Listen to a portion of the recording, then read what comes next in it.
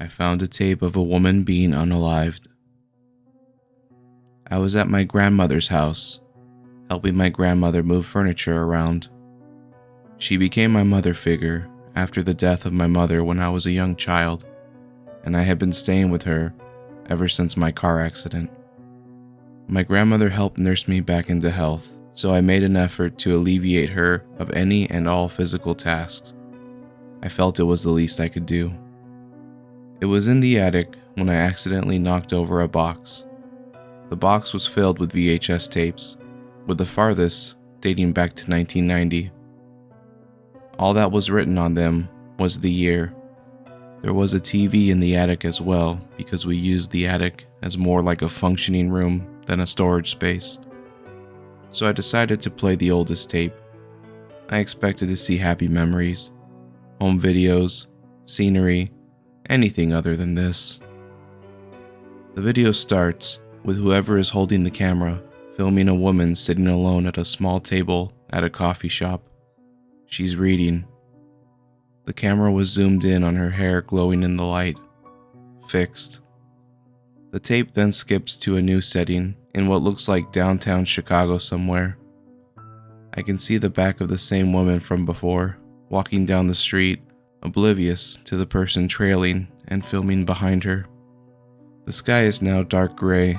I can see lights from passing cars glinting off her shiny boots.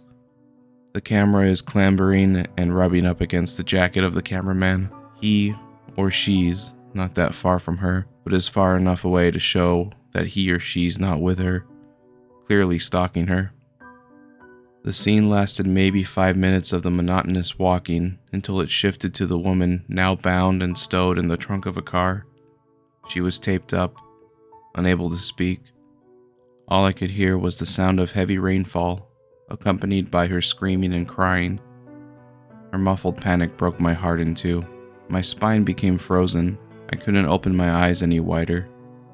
Any moment, the film could shift to something so much more grotesque, so morbid, so life-changing, and I could do nothing but watch in horror. I saw a black-gloved, covered hand sprout from behind the camera, slam the trunk door closed, trapping her inside. It's now clearly night. The next scene skips to the woman, now beaten and bloody, while tied to a chair. The location looks to be a warehouse somewhere, the only light coming from a single fluorescent bulb above the woman, illuminating pools of crimson red blood at her feet. The camera is steadily held, so much that it seems to be propped up by a stand. I can hear the poor woman moaning in pain underneath the tape covering her mouth. I can also hear something shifting around on the concrete, like someone adjusting their stance. It seemed manic. I could hear clambering of metal, like tools being packed or unpacked from a bag. My stomach is now fully turned. The stalker then walks into frame, showing only the back of his head. His head was completely covered in a baklava. He carried a blade in his right hand. My heart completely halted. The stalker held her drooping head up, tilted her face upward, and began to slice her throat from her left ear all the way to the right. She squirmed and gargled in her desperate and useless attempt to survive. I had never seen so much blood in my life. The killer then takes off his mask and stares into the camera, flashing a toothy grin. The film then abruptly stops. I was held in place by my now shot nerves. My blood slowed into stillness, completely discoloring my body into an almost corpse-like white.